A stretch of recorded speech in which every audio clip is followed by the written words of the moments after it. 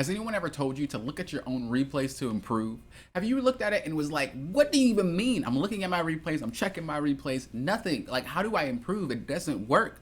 Then this is a video for you. Today we're going to be talking about how to improve as ADC while watching your replays. We're going to talk about what to focus on and what to look for so you can identify it in your gameplay and improve. Again, this is for ADC. I will be making more guides, so make sure you subscribe. There will be other roles as well, but for today, for right now, is ADC.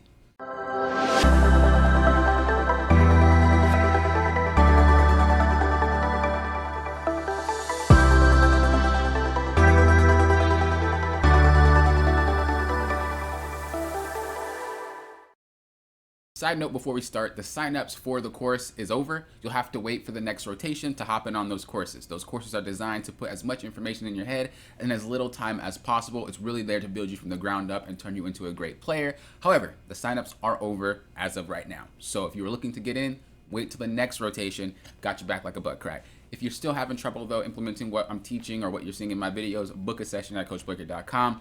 Very easy, very fast, learn what you need to learn, get on your way, winning more games than climbing. Let's get into it. So this is a new account. This account, I think MMR wise might be goldish plat. I know there's some golds I see in the border, but there could be some plat. I don't know if I'm in Smurf queue or what, but again, this is kind of a new account, but we're just gonna say it's a gold game. I don't mind saying that it's a gold game.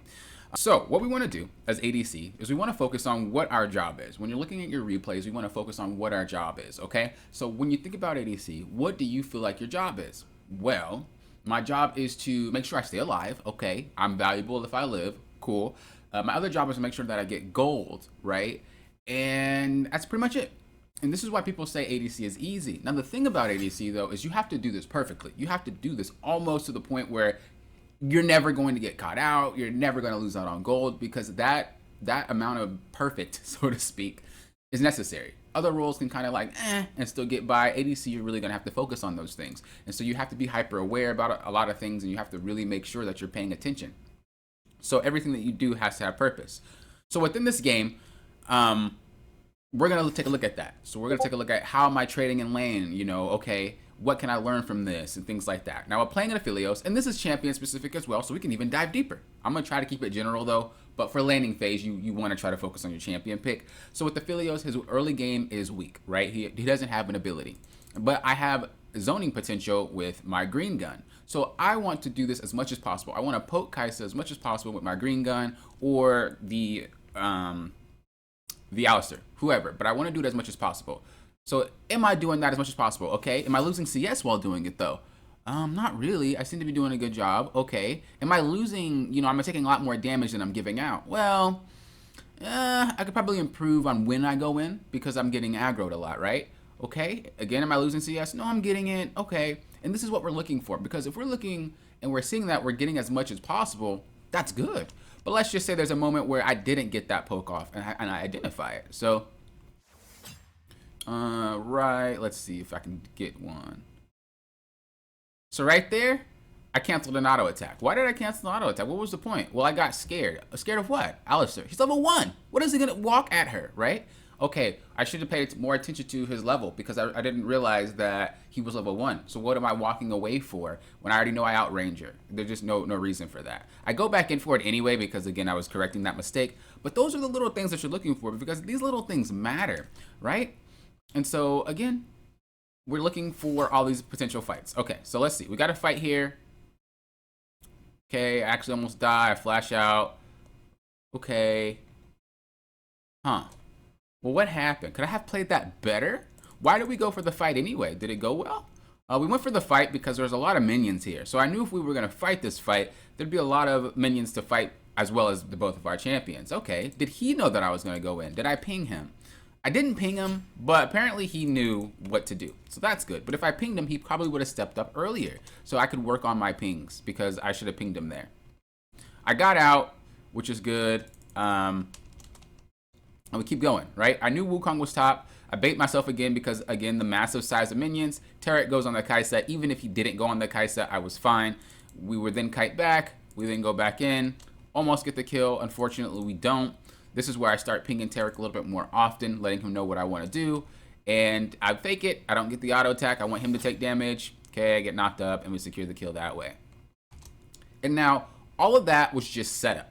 All of that was just set up and putting myself in the right position to do it. It wasn't really anything fancy or mechanical. It was all macro. But again, this is why we ask ourselves, does it work? Because I've been through this scenario multiple times and I failed multiple times. And so the only way to really improve at that aspect is wonder, why did you fail? Okay, if I would have died here to Alistair, why did I fail? Well, I miscalculated how much damage that he did. Okay, you need to think about that next time. He does a lot more damage than I thought. And I take that into the game.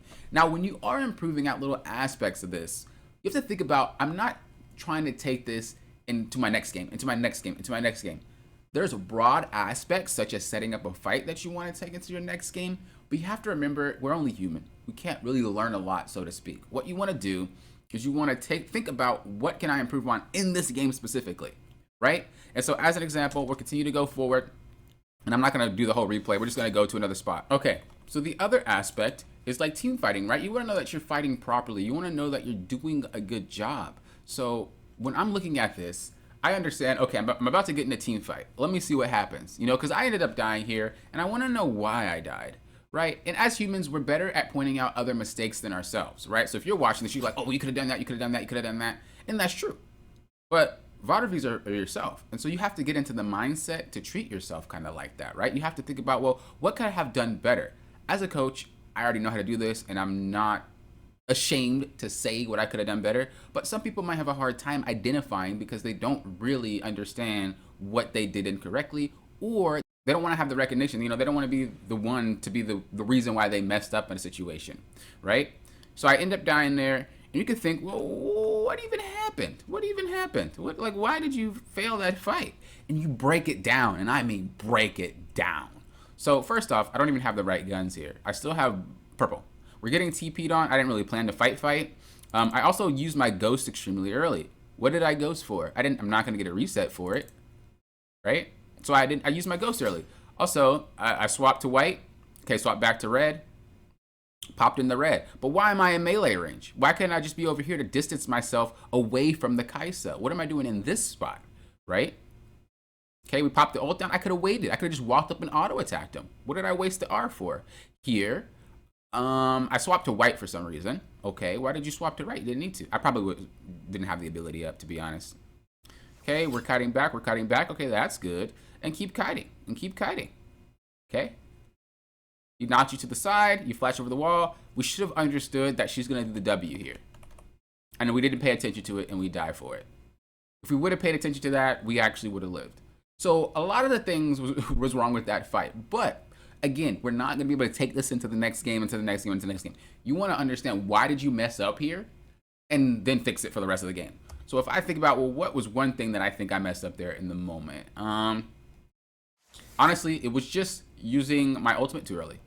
And it was using my summoners too early. Okay, so use your summoners and use your ult at the right time instead of at the wrong time. Okay, so let's go to another team fight. And again, we're breaking this down. Here is another team fight, right? And here is how we improve instantly, once again. So another team fight here. Okay, we go on the Wukong, we get the bait. Cool. Okay, we come in, and then Renekton just runs at me.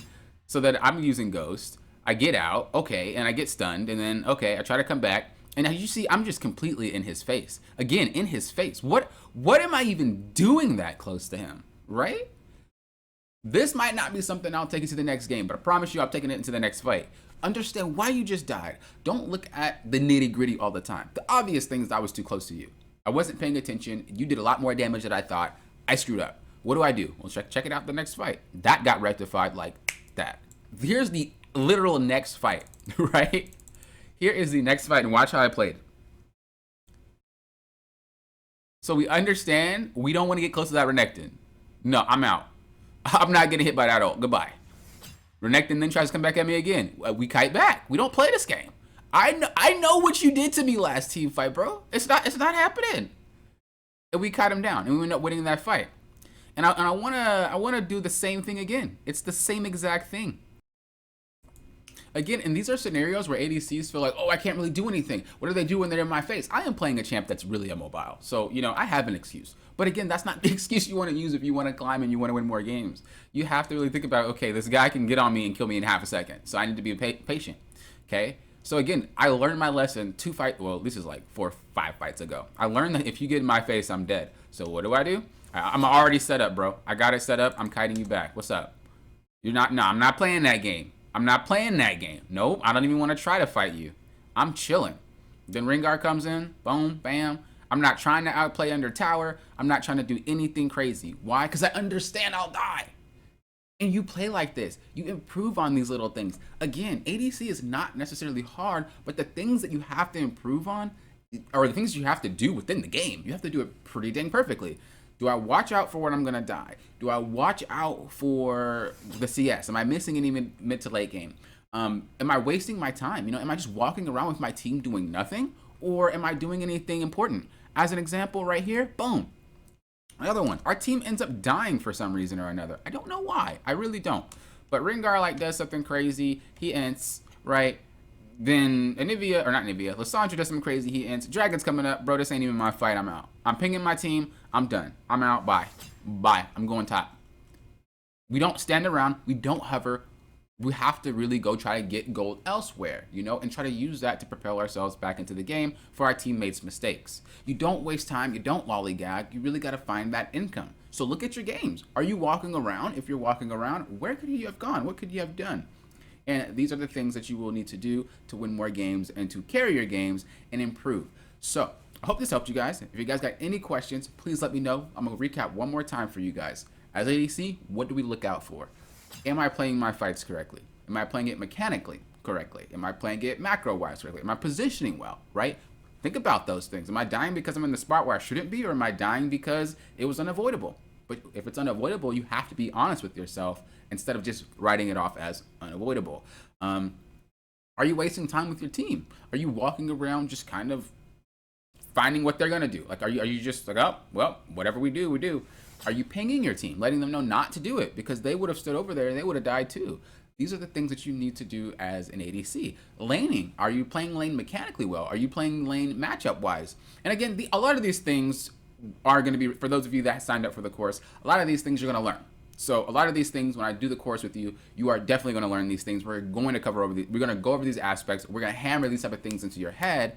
But for those of you that didn't sign up, when you're doing your replays on your own, you really have to be looking out for those things. Really nitpick what you're doing incorrectly, so to speak.